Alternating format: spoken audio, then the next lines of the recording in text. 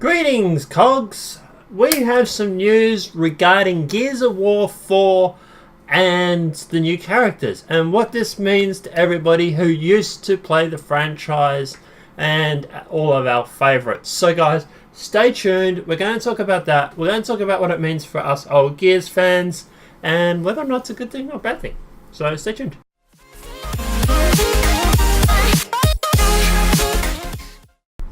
So, some of you may have seen an article that came out from Game Informer just a few hours ago regarding exclusive reveal, meet the new cast of Gears of War 4. Now, Gears of War 4 is Gears of War 4 is set almost 25 years after the event of Gears of War 3, which means that players will be introduced to a largely new cast. Thankfully, the developer of the Coalition has assembled a capable cast of voice actors whose resume include an impressive list of video games and television work. Come meet the three new vocal leads of Gears of War 4. Now guys, obviously I'm not going to go through and read everything out, I'm just going to skip through it. So the first one is JD Phoenix.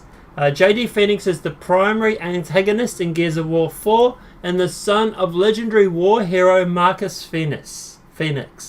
JD is an idealist who ran away from home at a young age to join the COG military, only to go AWOL after a classified incident that players will learn about during the game.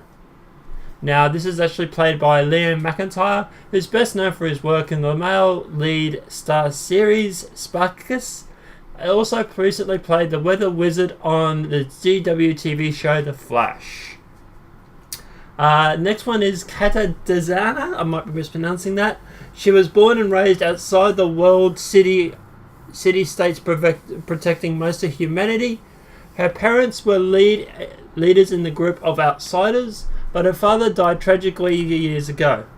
Cadena isn't familiar with how the COG works, but she is a capable survivalist who forms a quick friendship with JD.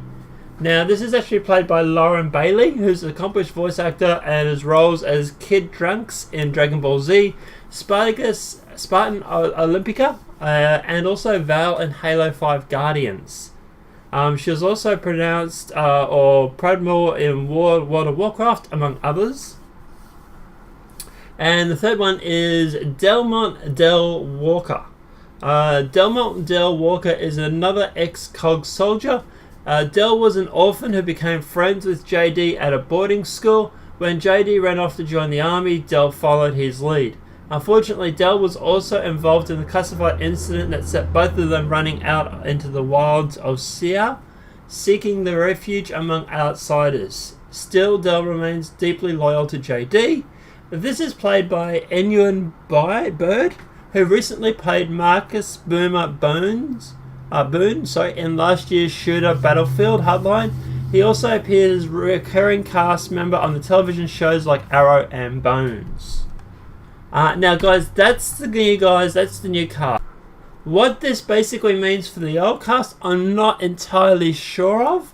To be honest, it sounds like we're not going to get a lot of the old cast to come back.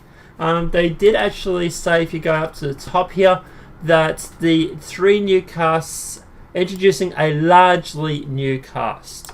So maybe there's going to be flashbacks or something with Marcus Phoenix, or something along those lines. I'm not quite sure, but it looks like you're going to get mostly a new cast, and it's going to be set 25 years after the event of Gears of War 3.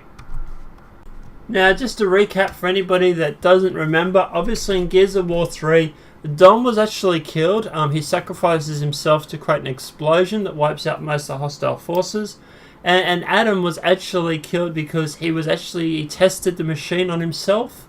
He injected himself with the lambent cells to test the machine. The machine begins to pulsate with energy. Adam bids his son farewell and then obviously gets killed by the machine. So there's not a lot of the old cast left. Obviously, at the end of it, there's Anya who was left, and then obviously there was Phoenix as well.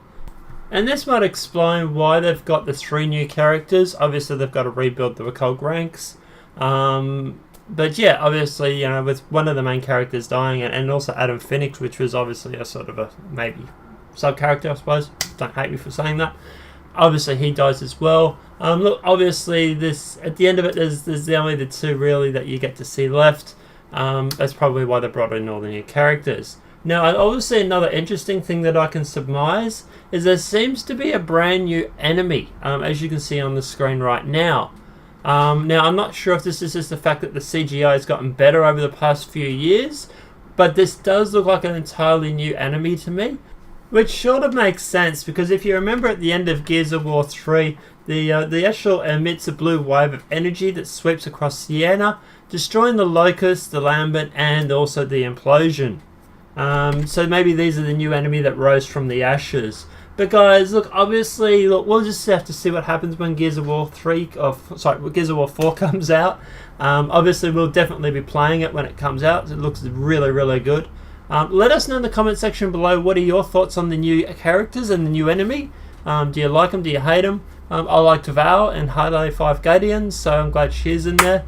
But look, if this video was helpful, please click like. Remember guys, subscribe for all the information regarding Gears of War 4. We're definitely going to be following this. And look, I will see you playing this game when it comes out. Have a great night. Enjoy.